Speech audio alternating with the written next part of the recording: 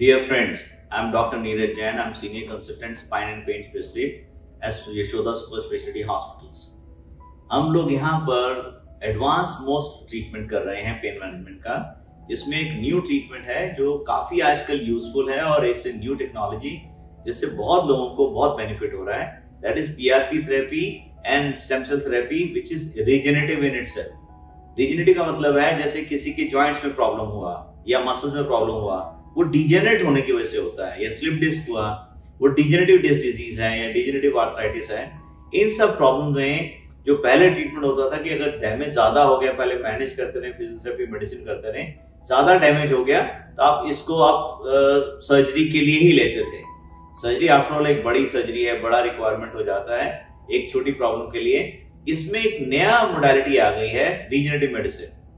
इसमें हम क्या करते हैं, पेशेंट के बॉडी से ब्लड लेके उसमें से सेल्स निकाल लेते हैं. चाहे PRP सेल्स हैं वो निकालते हैं, नहीं तो स्टेम सेल्स भी निकाले जा सकते हैं. ब्लड से भी निकाल सकते हैं, एडिपोज टिश्यू से निकाल सकते हैं, बोन मैरो से निकाल सकते हैं, या BMAC या बोन मैरो कंस्ट्रेट भी कर लेते हैं. इन सेल्स को जहां भी डिजेनरेशन हो रहा है वहां इंजेक्ट कर दिया जाता है. ये सेल्स बॉडी में उस तरह काम करते हैं जैसे न्यू बेबी फॉर्मेशन होता है, तो न्यू टिश्यू फॉर्मेशन कर देते हैं.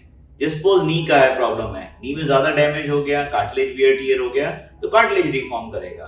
मसल्स में है, टेनिस एल्बो है, वहां कार्टिलेज टियर है, मसल टियर है, तो रिफॉर्म करेगा. शोल्डर पेन है, जैसे लोगों को मसल टियर हो जाते हैं शोल्डर में, वहां PRP स्टेम सेल डालते हैं, BMAC डालते हैं, रिफॉर्मेशन कर देता है.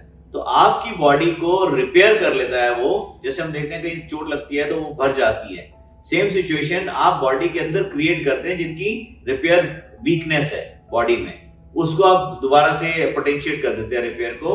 ऐसे ही जैसे डिजेनरेटिव डिस्क डिजीज है, ये देखा गया बहुत यंग लोगों को, यंग एज में आजकल डिजेनरेटिव डिस्क डिजीज हो गई है. इसका रीजन है पोस्चर, बैड पोस्चर. और हमने देखा है लोग ट्रेवल करते हैं फॉर आवर्स टुगेदर, उसके बाद कहीं सोफा काउच एंड स्लाउच हो जाते हैं, या वहां वर्क प्लेस में बैठते हैं तो अपना पोस्चर का ध्यान नहीं रखते हैं. या बच्चे स्पेशली स्टूडेंट्स हैं, बहुत पढ़ाई करते रहते हैं झुक के और लेट के, तो स्पाइन हमारी एस कर्व के लिए बनी है. एस कर्व को जब झुक जाते हैं और सी कर्व हो जाता है तो डिस्क पे लोडिंग होती है, वो डोल ले नहीं पाता पहले, इसलिए वो डिस्क डिजेनरेट हो जाती है. कुछ ये लेटली ज्यादा होता जा रहा है. अच्छा, आजकल एक और मिनास है, व्हाट्सएप मिनास है, मोबाइल मिनास. अब देखा गया लोग मोबाइल पे या वीडियोस पे घंटों लगाते हैं, नेक को झुका के रखते हैं, जो नेचुरल पोस्चर नहीं है. हमारी इवोल्यूशन में ये नहीं था. ये जो न्यू रिवोल्यूशन आ गया है मोबाइल का या कंप्यूटर्स का, ये हमारी इवोल्यूशन अभी कैचअप नहीं कर पा रही, जिसकी वजह से एक जनरेशन में, ये न्यू जनरेशन है, इनमें प्रॉब्लम ज्यादा है. Upper back pain, neck pain, low back pain बहुत कॉमन हो गया है, स्पेशली यंगर एज ग्रुप में. 20s में 30s में प्रॉब्लम आ गई है.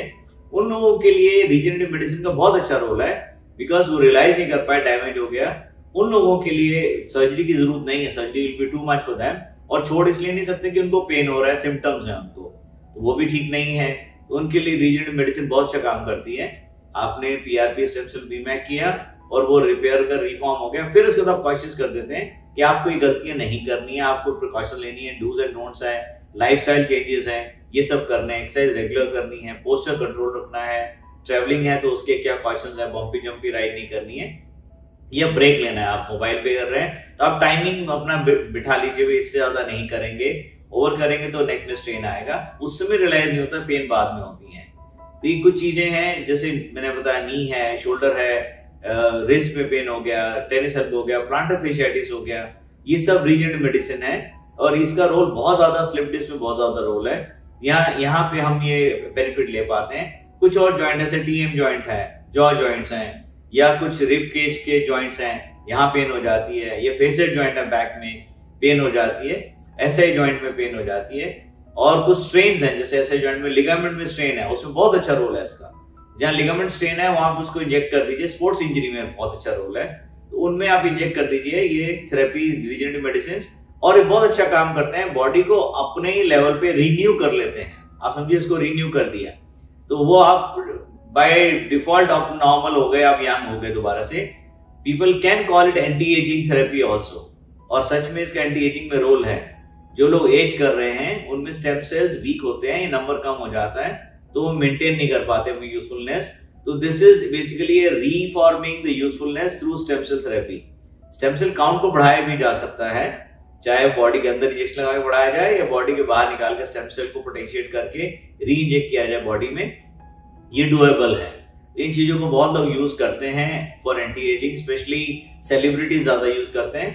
अभी पुअर लोगों के लिए अवेलेबल नहीं है कि कॉस्टली थेरेपी है, but yes over period time ये चीप होती जा रही है और people can afford all this. जिस लोग मोबाइल अफोर्ड कर सकते हैं तो इस थेरेपी को भी अफोर्ड किया जा सकता है और ये बहुत हेल्पफुल है।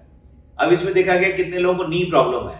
अब जिन लोगों को नी में एक्चुअल डैमेज ज्यादा नहीं है, रीजनल मेडिसिन ठीक हो जाएगा, तो वो नी क्यों रिप्लेस कराएगा, नी की सर्जरी क्यों कराएगा। सेम सिचुएशन डिस्क के साथ है, क्यों डिस्क की सर्जरी कराएगा जब उसका रीजनल मेडिसिन से वो नॉर्मलाइज हो सकती है। तो हमारी सबकी कोशिश रहती है कि जितना हो सके नॉर्मलाइज करें, फुली फंक्शनल कर लें, और उसके बाद अगर कोई चीज बचती है तो फिर इंटरवेंशन है। जैसे मैंने पहले भी कहा था, लीस्ट इन्वेजिव स्पाइन की या नी की जॉइंट की इंटरवेंशन हैं जिनसे आप नॉन सर्जिकली फिर भी ठीक कर सकते हैं, जो ऑलरेडी मेडिसिन से ठीक नहीं हो रहा। कई बार हम कॉम्बो करते हैं, जैसे नी प्रॉब्लम हुआ तो आप रीजनरेटिव थेरेपी भी किया, साथ में पेन का भी कॉम्बिनेशन कर दिया, लीस्ट इन्वेजिव कॉम्बिनेशन कर दिया, रेडियो फ्रीक्वेंसी कर दिया, शोल्डर में कर दिया। उनसे आपको कॉम्बिनेशन से पेन भी रिलीव हो गया इंस्टेंट, एंड साथ साथ वो रीजनरेट भी हो रहा है। रीजनरेटिव थेरेपी कुछ टाइम लेती है ठीक होने में, तब तक आपने पेन रिलीफ कर दिया तो पेशेंट को टोटल रिलीफ मिल जाता है और वो नॉर्मलसी में आ जाता है। But always and always advocacy रहती है कि लाइफस्टाइल चेंजेस करें, करेक्शन करें, बार बार डैमेज ना होने दें, चीजों को खराब नहीं होने दें, ये हमारी ड्यूटी में आ जाता है। और एक बार जब फॉल्ट हो गया तो आदमी दोबारा वो गलती दोबारा नहीं करता। नॉर्मली लोग समझ जाते हैं।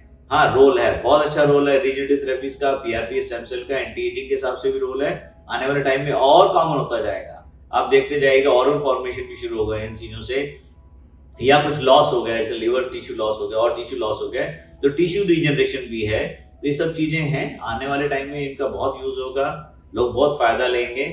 और हम समझते हैं जितने ज्वाइंट आर्थराइटिस है एज रिलेटेड है, बिकॉज जैसे जैसे एजिंग होती जा रही है, लोगों की एक्सपेक्टेंसी बढ़ती जा रही है लाइफ की, तो उनको एज रिलेटेड डिजीज ज्यादा होती जा रही है। यूथफुल नहीं रहे लोग, अब इतना ओल्ड एज कंपोनेंट ज्यादा हो गया है डेमोग्राफी में, उन लोगों के लिए इसका रोल ज्यादा हो जाता है रीजनरेटिव मेडिसिन का। तो ये अवेलेबल होने की वजह से उनकी life at least quality of life हो जाती है, क्वालिटी मिल जाती है, और एक सिक्योर सेफ्टी भी हो जाती है, नॉन सर्जिकल सेफ्टी है। तो एक बहुत अच्छा ट्रीटमेंट है, फायदा लें, अवेलेबल है यशोदा हॉस्पिटल में, और जितने लोगों को फायदा होगा उतना अच्छा है। And stay young, be young and be yourself. Thank you.